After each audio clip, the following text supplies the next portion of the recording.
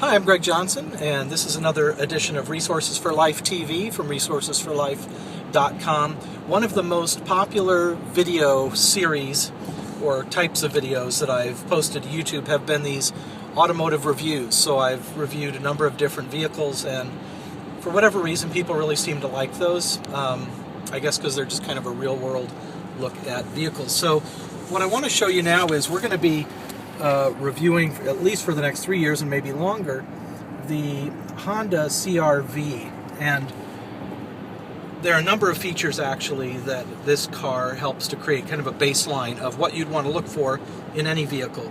One thing is the the camera that gives you a rear view of where you're going, and you get wide angle, normal view, and even looking directly down so you don't bump into somebody's bumper. That's definitely a feature I'd say to look for.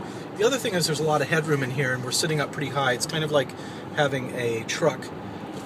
Now the skylight is probably not standard equipment, but that was available in the car that was on the lot that we got. But for this video, what I really wanted to highlight is something that I continue to point out over and over, but it's always good to bring it up again, and that is the miles per gallon that we're getting. You'll notice here, and this is an average over about 14 miles on the highway, we're getting about 43 miles per gallon.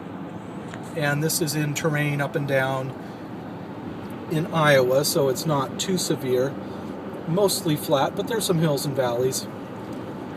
So you might be wondering, how is it that we're able to get 43 miles a gallon in a car that is rated at sort of 23 or 20 for city miles, and then maybe 27 to 32 or something for highway miles. And it's really quite simple. I set the cruise control to 55, as you can see here, and so we're going about 15 miles an hour slower than everybody else, and they're all passing us, but we haven't had anybody honk at us yet. And it really is, it's a lot safer. You get this incredible miles per gallon. Depending on the vehicle, you may get as much as 45 or 50 miles a gallon just because you're driving at 55 miles an hour. Now, for a long time, that was the law. The speed limit was 55. And I'm really curious, it would be interesting to find out, it probably wouldn't be too difficult to calculate, what the loss is in terms of carbon footprint and the money that we're spending on going faster. So I'm going to speed up. I'll start traveling at about 70 miles an hour. And I do have the vehicle on economy mode. So, this is the best efficiency we can expect.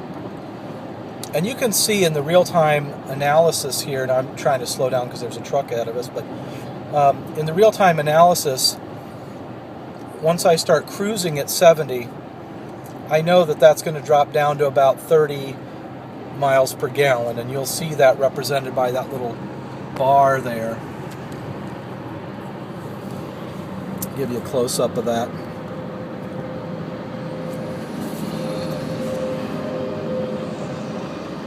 So right now we're getting 60 miles a gallon because I'm slowing down. But here again, once the traffic clears around me, I want to keep this safe. I'm going to go back up to 70, set the cruise. There we go. And you see that drops down to about 30 miles per gallon fuel efficiency. And my average that I built up over about 15 miles is already down to 40, and pretty soon it's going to go down to about 35. So anyway, that's just kind of a word to folks that are wanting to get some good fuel efficiency. And if you have a vehicle like this, which is considered it's not a full-size SUV, it's kind of in the middle there, that's something you can do.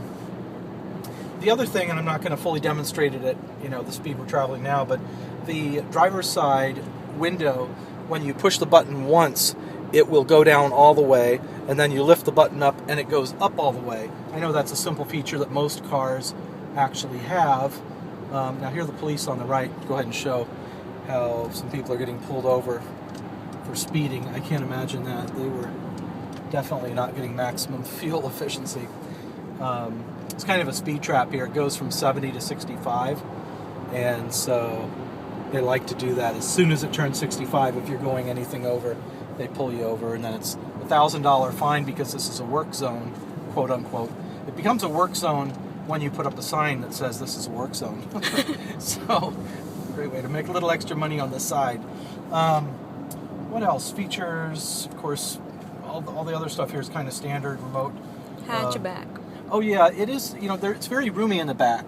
I've had hatchbacks before, and you've seen those in some of the reviews.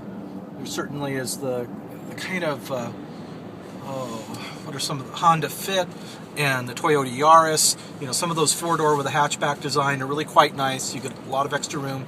But in this next nudge up, with the Toyota, it would be the RAV. With the Honda, it's the CR-V.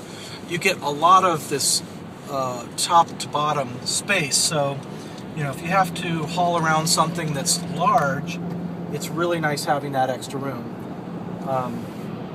I mentioned the rear view camera, and also the controls in the steering wheel are real handy, having the cruise easily accessible here.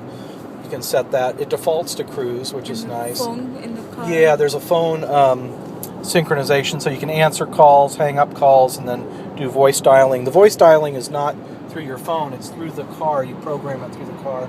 But if you want to use your own voice to dial, you can always engage Siri, and then there's a microphone speaker interface through the Bluetooth, so you can actually use Siri with your iPhone or a similar smartphone. And there's enough room under the steering wheel for you. Oh yeah, my co-pilot's giving me tips here. The other thing I found nice about this, for somebody who's taller or has, you know, long legs, my knees are able to go under the steering wheel.